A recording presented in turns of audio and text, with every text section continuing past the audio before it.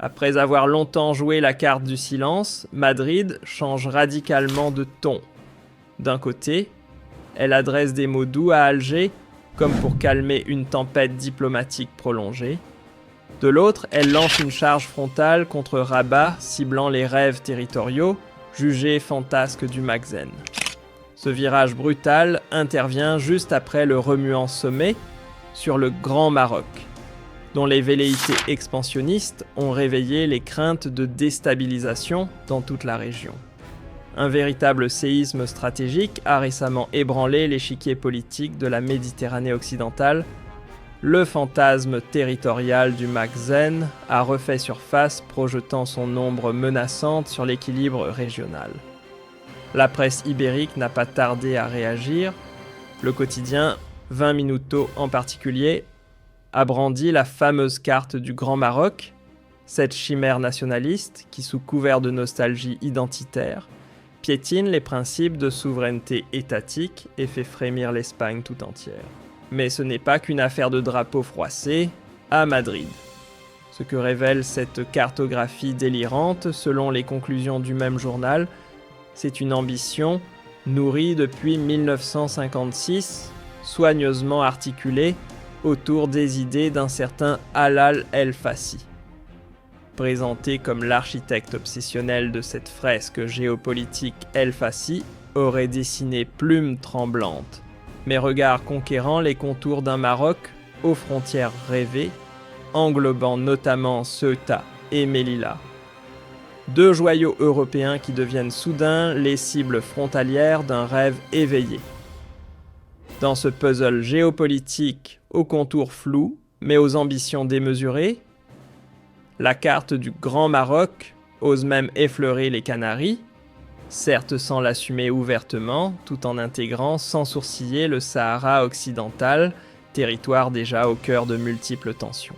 Mais le délire cartographique ne s'arrête pas là, la Mauritanie tout entière, le nord du Mali et une large portion de l'Algérie de Tindouf jusqu'à Béchar sont gracieusement annexés à ce rêve de grandeur.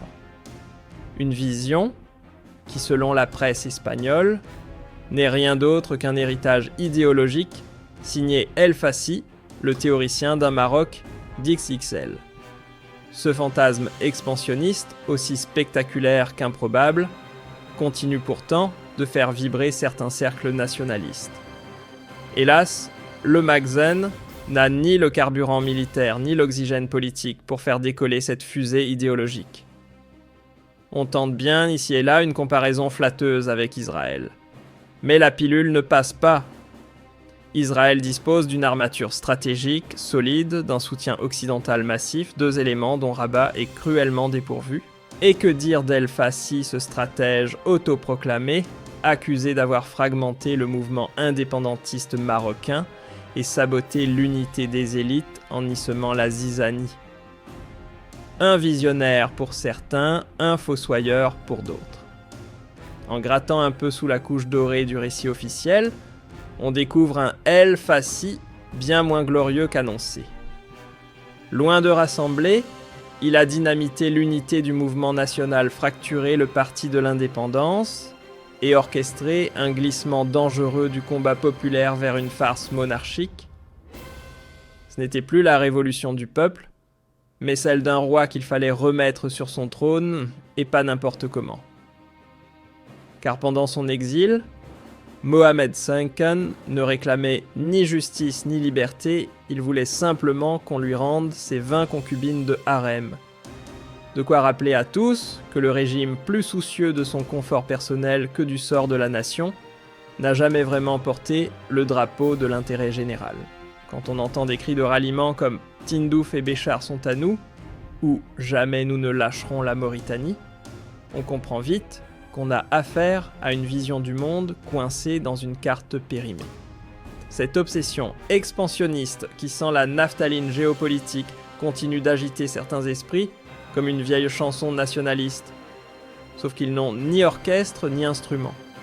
Car pour prétendre conquérir encore, faut-il être capable d'affronter Or, ici les moyens manquent cruellement. De son côté, l'Espagne, loin de s'en offusquer, semble presque amusé par la situation. La fameuse carte est reçue comme un aveu maladroit, une bourde géostratégique qui en dit long sur les fantasmes du Maczen. Mais côté Rabat, on tentera bien sûr de maquiller l'échec du 13e sommet en querelle de palais ou en désaccord de coulisses. La Vérité Madrid a simplement mis les projecteurs sur une posture intenable et pointé du doigt une élite marocaine roi compris incapable d'assumer pleinement ses prétentions. Dans un passage aussi croustillant que symbolique, le journal épingle une scène devenue presque légendaire. Alors que l'armée espagnole menait des exercices au large des côtes marocaines, le roi lui préférait tracer des vagues en jet ski, accompagné de son fils. En 26 ans de règne, ses seules manœuvres face à Madrid n'auront donc été que des balades nautiques dignes d'un été adolescent. Une attitude que le journal n'hésite pas à qualifier de puéril reflet d'un leadership plus récréatif que stratégique. Et derrière cette légèreté apparente se cache un projet au contour bien plus sombre, celui d'un grand Maroc fantasmé qui ne cesse d'inquiéter les observateurs régionaux. Selon les informations recueillies, cette doctrine ne s'arrête pas à la conquête du Sahara occidental, loin de là. Dans les coulisses du Maczen, certains lorgnent aussi vers le Sahara oriental, la totalité de la Mauritanie, les îles Canaries, et même le nord du Mali. Un appétit territorial sans frein, fondé sur une nostalgie impériale qui aujourd'hui encore fait trembler l'équilibre fragile de la région. Paradoxalement, c'est un pays en manque de souffle, incapable même de garantir sa propre sécurité intérieure, qui s'imagine à la tête d'un projet impérial hors de sa portée. Le Maroc, affaibli dans tous les domaines, économie chancelante, appareil militaire sous-dimensionné, souveraineté fragile, persiste à rêver grand. Et ce qui frappe, c'est que cette illusion est partagée par l'ensemble des élites politiques locales qui chantent à l'unisson un hymne expansionniste sans jamais avoir les moyens d'en jouer la moindre note. Face à ce rêve démesuré, le régime donne des signes de panique. Isolé sur la scène internationale, fragilisé sur le plan militaire, cerné diplomatiquement, il tente désespérément de recoller les morceaux. Le roi Mohamed VI, en manque d'alliés, multiplie les gestes en direction d'Alger, appelle à rouvrir les frontières, appelle à une union maghrébine.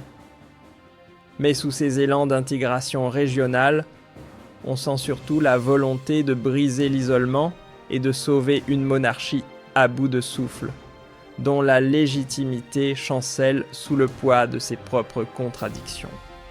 Ce n'est pas Alger qui a tendu la main, mais bien Madrid, qui est revenu penaud en décembre 2025, après 3 longues années de silence glacial. Et il ne s'agissait pas là d'une simple poignée de main diplomatique. Ce retour avait la couleur d'un pardon muet, d'un aveu embarrassé, face à une Algérie restée droite dans ses bottes. En refusant de céder face aux pressions, elle a opposé un non ferme aux logiques expansionnistes qui menacent l'équilibre régional. Mise à l'épreuve par les crises et encerclée par des adversaires qui guettaient le moindre faux pas, l'Algérie a tenu bon. Sans tirer un coup de feu, elle a retourné la partie en sa faveur grâce à un jeu stratégique d'une finesse redoutable.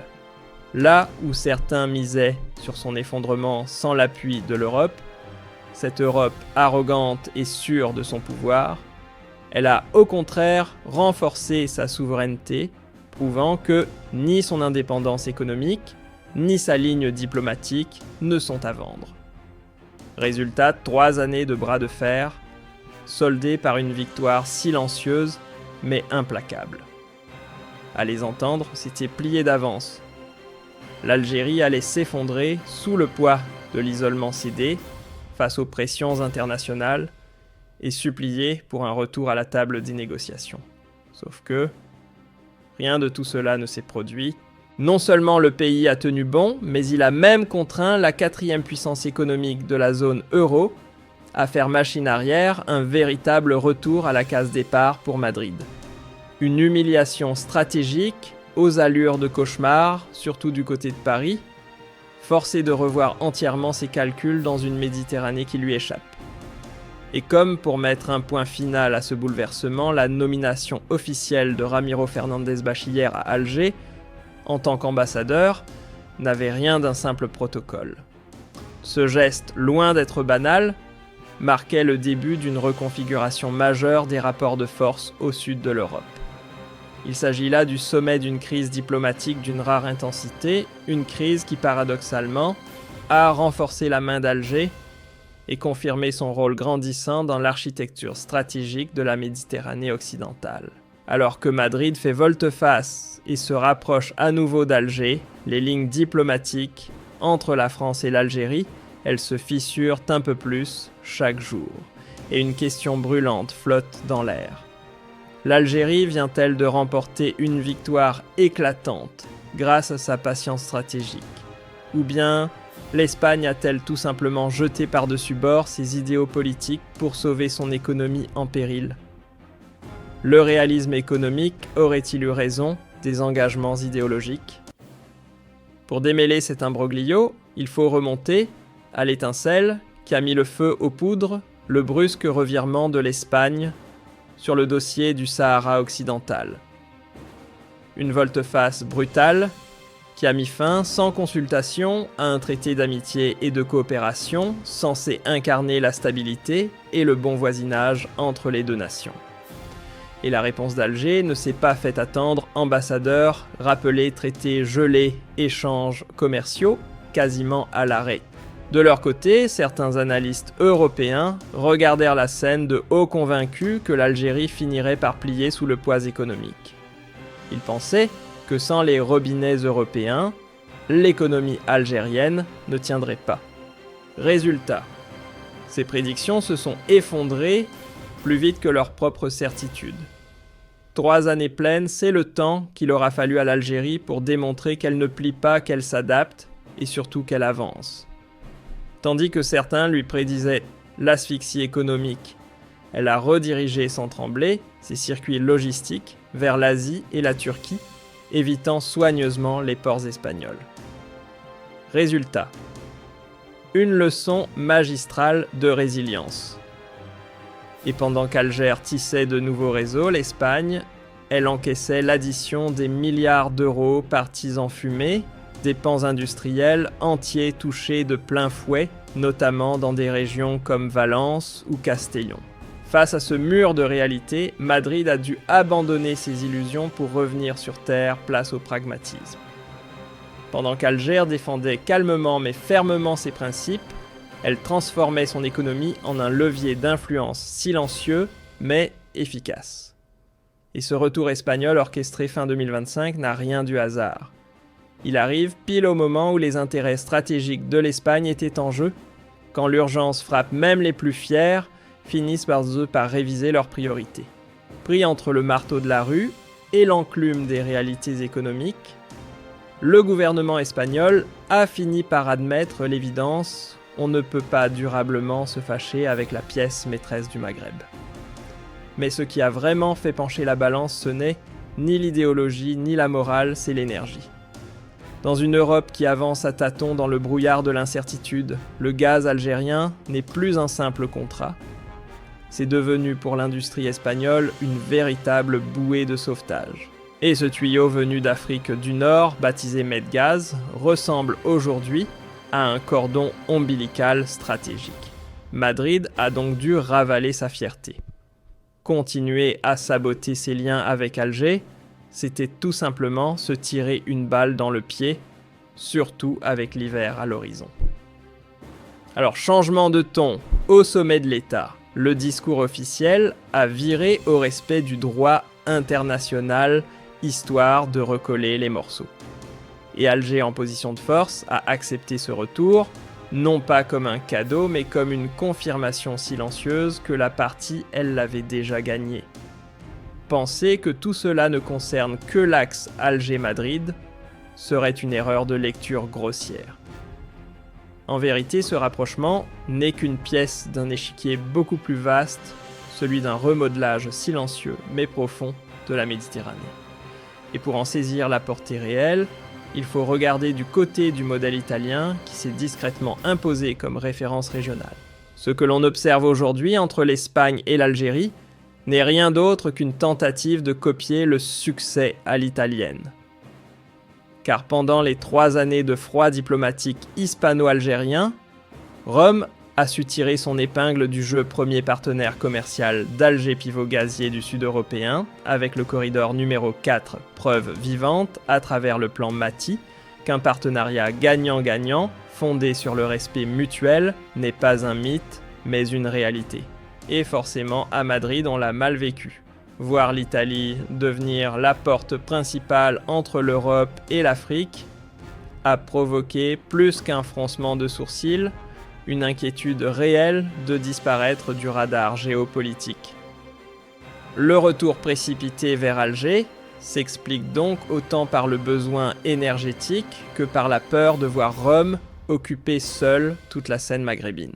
Côté algérien, c'est la configuration parfaite, les puissances du sud de l'Europe se disputent les faveurs d'Alger comme dans un casting diplomatique grandeur nature, qui offrira le meilleur transfert technologique, qui proposera les alliances les plus avantageuses. L'Algérie orchestre cette compétition, avec le calme d'un chef d'orchestre sûr de sa partition. Mais cette montée en puissance algérienne ne peut se comprendre sans parler du grand perdant de la partie, la France. Car ici, la règle est simple, quand l'un se retire, l'autre avance. Une version méditerranéenne de la théorie des vases communicants. Et dans ce jeu d'équilibre, Paris a raté son tour. Résultat, plus de sièges autour de la table, plus d'alliés stratégiques à portée. Pendant ce temps, Alger redessine soigneusement sa carte des alliances. Et ce travail méthodique se fait en prenant soin d'écarter son ex-métropole, devenue, au fil du temps, un partenaire encombrant. La relation avec la France, trop chargée d'histoire coloniale, polluée par des lobbies hostiles, empoisonnée par une politique de visa répressive, bref, un lien devenu toxique et désormais mis à l'écart. Là où Paris s'enferme encore dans ses vieux réflexes post-coloniaux et ses leçons de morale à répétition, Rome et désormais Madrid, revenus à la raison, adoptent un ton beaucoup plus terre-à-terre. Pas de condescendance, pas de nostalgie impériale, juste du concret. Commerce, technologie, coopération, l'approche est claire, efficace, décomplexée. Et en misant simultanément sur l'axe italo-espagnol-Alger, envoie un message limpide à l'Élysée: les temps où la France dictait les règles sont bel et bien terminés. Aujourd'hui, l'Algérie ne subit plus, elle choisit. Elle s'appuie sur des alternatives sérieuses, construites selon ses propres critères et non imposées de l'extérieur. Ce réalignement n'est pas un coup de tête, mais le fruit d'une stratégie mûrement élaborée. Et ce que beaucoup d'observateurs occidentaux peinent à saisir, c'est à quel point les besoins internes algériens résonnent parfaitement avec l'expertise espagnole. Car, contrairement au rapport avec la France, limité à des exportations de produits finis et des services sans impact structurel, l'alliance avec Madrid touche un nerf vital, la sécurité intérieure. Eau potable et autonomie alimentaire. 2 priorités absolues pour Alger dans un pays où le stress hydrique devient une urgence nationale. Or, dans ces 2 domaines, l'Espagne n'est pas simplement compétente, elle est championne mondiale, que ce soit en dessalement ou en agriculture sous climat sec. Ce que cherche Alger en rouvrant ses canaux diplomatiques, ce ne sont pas de simples fournisseurs de biens à court terme, mais des alliés technologiques solides, capables d'accompagner un projet bien plus ambitieux, bâtir une industrie nationale tournée vers la substitution aux importations. On parle ici de partenariats de fonds stratégiques structurants, et cette bascule, loin de rester confinée au cadre bilatéral, commence déjà à faire trembler les fondations institutionnelles européennes. Face à ce nouveau paysage, il n'y a plus de doute possible, ce que nous vivons, c'est une véritable refondation géopolitique. L'Algérie n'est plus ce figurant périphérique que l'on tolérait. Dans les négociations, elle en devient l'un des architectes majeurs. Grâce à une constance remarquable, une souveraineté pleinement assumée et une capacité rare à transformer chaque crise en opportunité stratégique, Alger s'impose aujourd'hui comme le maître d'œuvre d'un nouvel équilibre méditerranéen en pleine construction. Entre 2022 et 2025, ce n'est pas seulement une succession d'événements diplomatiques qu'on a vécus, mais la chute en direct de toutes les théories pariant sur un affaiblissement programmé d'Alger. Ce que cette période a révélé, c'est bien plus profond, l'Algérie ne subit plus le jeu géopolitique, elle l'écrit. Forte d'une vision construite sur le long terme et d'un flair stratégique affûté, elle fixe désormais les règles, trace ses lignes rouges et oblige les autres à les respecter. Et ce pouvoir de rééquilibrer les rapports de force ne s'arrête pas à ses frontières. Il s'étend à toute la Méditerranée occidentale et même au-delà. Quant au retour précipité de l'Espagne, il serait simpliste de l'expliquer uniquement par la soif de gaz ou les pressions économiques internes. En réalité, c'est un signe des temps. Une reconnaissance silencieuse, presque gênée, que les anciens schémas de domination où les grandes puissances européennes imposaient leur volonté sans opposition appartiennent au passé. Un passé désormais balayé par une nouvelle ère où Alger impose le tempo. L'Algérie vient de prouver une chose essentielle, la souveraineté, ce n'est pas un mot creux qu'on brandit dans les discours, c'est un levier stratégique puissant. Lorsqu'elle est défendue avec rigueur, intelligence et constance, elle devient un outil capable d'inverser les rapports de force les plus défavorables et de repositionner un pays avec une précision chirurgicale sur l'échiquier international. Pendant ce temps, l'Europe du Sud, affaiblie par sa dépendance énergétique chronique et déstabilisée par la disparition de ses repères géopolitiques classiques, redécouvre une vérité qu'elle avait trop longtemps ignorée. La stabilité de son Sud passe par Alger. Pas à travers des diktats ou des postures dominatrices, mais dans un dialogue d'égal à égal fondé sur le respect mutuel et l'abandon des réflexes néocoloniaux. Le retour de l'Espagne vers l'Algérie n'est donc pas qu'un simple rapprochement bilatéral. Il marque une bascule plus large, celle d'un réalisme continental qui s'impose peu à peu à toute l'Union européenne. Et cette bascule ne peut être dissociée du recul progressif de la France dont l'emprise sur son ancien pré-carré s'effrite jour après jour. Paris continue de détourner le regard, refusant d'admettre ce que la réalité martèle pourtant avec une brutalité méthodique, son influence s'effondre. Pendant que la diplomatie française s'enlise dans une posture rigide, parfois hautaine, souvent dépassée l'Algérie, elle avance avec calme et lucidité. Elle choisit désormais ses partenaires, non pour leur passé impérial, mais pour leur capacité à traiter d'égal à égal, sans agenda caché, ni nostalgie coloniale. Après l'Italie pionnière de ce virage réaliste, c'est désormais l'Espagne qui revient plus pragmatique que jamais. Et demain, peut-être d'autres capitales européennes suivront conscientes que les recettes du XXe siècle ne fonctionnent plus dans ce nouvel ordre, en gestation. Ce qui se joue ici dépasse les simples contrats ou traités. C'est une recomposition d'une autre nature bien plus profonde, presque civilisationnelle. Car au fond, ces alliances renouvelées, ces ponts énergétiques, ces transferts technologiques autour de l'eau, de l'agriculture ou de l'industrie marquent un basculement historique, celui d'une Méditerranée qui abandonne peu à peu ses vieux réflexes de domination verticale, pour entrer dans une ère d'interdépendance horizontale. Une ère où les nations du Sud ne sont plus des spectatrices, mais bien des actrices majeures des centres de décision à part entière. Forte de sa démographie imposante, de son appareil militaire solide, d'une influence régionale en pleine ascension et d'une capacité à bâtir des partenariats équilibrés, l'Algérie s'impose aujourd'hui comme un véritable pilier de la nouvelle architecture géopolitique méditerranéenne. Ce n'est plus un simple acteur, c'est un centre de gravité. A l'inverse, le Maroc lui semble s'enfermer dans un récit d'un autre âge.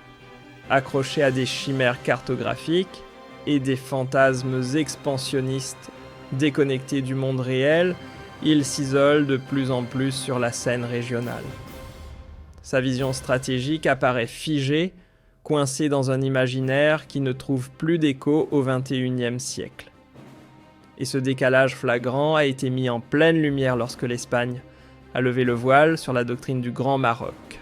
En exposant publiquement cette idéologie, Madrid n'a pas seulement souligné son absurdité, mais a aussi révélé ses dangers.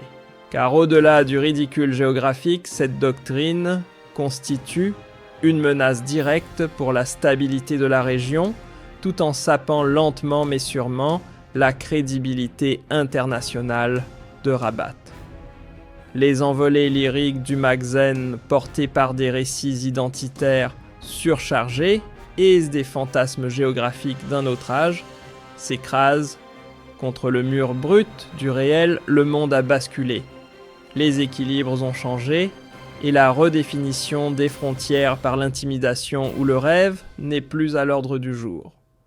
Ce grand écart entre la démesure du rêve et la modestie des moyens n'a jamais été aussi criant.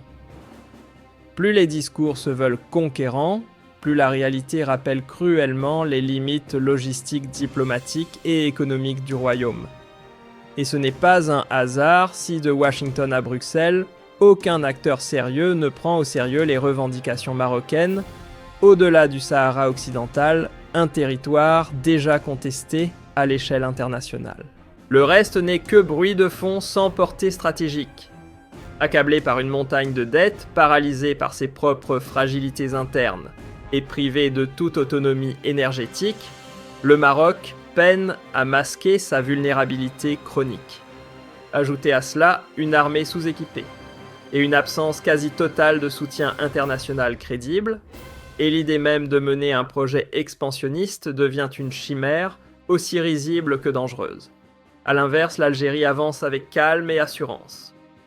Sans fanfare, mais avec une constance stratégique impressionnante, elle réussit à conjuguer souveraineté affirmée et diplomatie agile. Ce savant dosage lui permet de s'ériger en véritable point de jonction entre trois mondes, l'Europe au nord, l'Afrique au sud et le monde arabe à l'est. Ce positionnement maîtrisé, à la fois ferme et ouvert, est devenu la signature de la diplomatie algérienne nouvelle génération. Un équilibre fin qui explique pourquoi tant de capitales européennes troquent aujourd'hui la logique de confrontation pour celle de coopération consciente qu'imposer ne fonctionne plus face à Alger. C'est sur ces fondations en mouvement que se redessine la carte politique de la Méditerranée occidentale. Le nouvel axe Alger-Rome-Madrid ne se contente pas de prôner la stabilité ou de défendre des intérêts convergents, il bâtit les piliers d'un ordre régional, repensé, fondé sur la souveraineté assumée et la coopération équilibrée. Bien plus qu'un simple alignement opportuniste, ce trio en construction prend les allures d'un bloc stratégique à part entière, capable d'impulser une dynamique forte au cœur même de l'Union européenne. Des débats migratoires, à la transition énergétique jusqu'au lien avec l'Afrique, cette configuration pèse de plus en plus lourd dans les centres décisionnels de Bruxelles. En s'articulant autour d'Alger, ce réalignement silencieux mais profond bouleverse les anciennes routes commerciales, réinvente les codes de la diplomatie énergétique et impose un nouveau modèle de partenariat sud-nord. Loin d'être en marge, l'Algérie devient cofondatrice d'un multilatéralisme repensé, où elle n'est plus simplement écoutée mais attendue. Sous la pression d'un Sud en pleine affirmation, les États d'Europe du Nord n'ont d'autre choix que d'ouvrir les yeux. La Méditerranée n'est plus une simple ligne de démarcation au bas de la carte de l'UE. Elle s'impose comme le véritable épicentre stratégique de l'avenir énergétique, logistique et sécuritaire du continent. Et dans cette nouvelle architecture, l'Algérie n'est plus un simple fournisseur de gaz. Parmi d'autres, elle devient un maillon indispensable.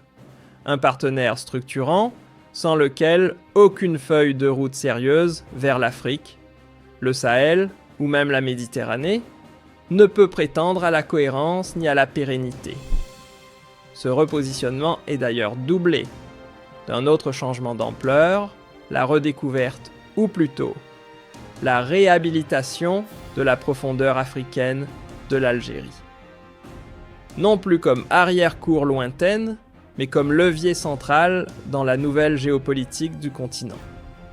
Avec ses infrastructures en gestation de la route transsaharienne au méga-projet gazier Nigeria-Algérie, en passant par des hubs industriels et logistiques en plein désert, Alger ne se contente plus d'observer, elle s'installe au cœur du jeu africain, portant une ambition continentale que peu d'États osent revendiquer à cette échelle.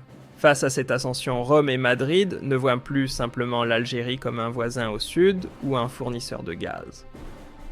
Non, ils l'envisagent comme un sas stratégique vers un continent qui façonnera les équilibres économiques du XXIe siècle, l'Afrique subsaharienne. Et cette complémentarité d'intérêts entre une Europe du Sud en quête de levier d'influence et une Algérie déterminée à défendre sa souveraineté produit un nouveau paradigme, un déplacement des pôles de décision qui glisse lentement mais sûrement vers le Sud global. C'est une transformation aussi silencieuse qu'inexorable, mais d'une profondeur historique rare. Point de discours guerrier, ni de célébration tapageuse. Ce basculement s'est construit dans la discrétion, porté par une endurance diplomatique hors norme, une fidélité constante à des lignes de conduite claires, et une résilience que peu de nations modernes peuvent aujourd'hui revendiquer. Ainsi, à l'issue de cette phase qui s'achève en décembre 2025, ce n'est pas seulement la stratégie algérienne qui sort gagnante, c'est une ère nouvelle qui s'ouvre. Une époque où Alger ne se contente plus d'observer ou de réagir, mais impose désormais son rythme et devient l'un des pivots géopolitiques majeurs du pourtour méditerranéen. En imposant ses priorités, en attirant les alliances les plus solides, et en écartant ceux qui s'accrochent à des récits obsolètes ou des rêves dépassés, l'Algérie s'installe au centre du nouveau jeu régional. Non pas par hasard, mais parce qu'elle a su patiemment redéfinir les règles. L'Algérie n'est plus là pour observer les mouvements de l'histoire, elle les orchestre. Fini le temps des figurations discrètes ou des rôles secondaires. Désormais, elle endosse pleinement le costume d'architecte régional, voire de moteur d'initiative. L'année 2026 s'écrira sous le sceau d'une souveraineté active, où Alger, loin de brandir des slogans creux, incarne une force tangible capable de remodeler les rapports entre États. Et dans cette configuration inédite, une certitude s'impose. Avec une limpidité tranchante, il est révolu le temps où l'on contournait l'Algérie ou la reléguait au second plan.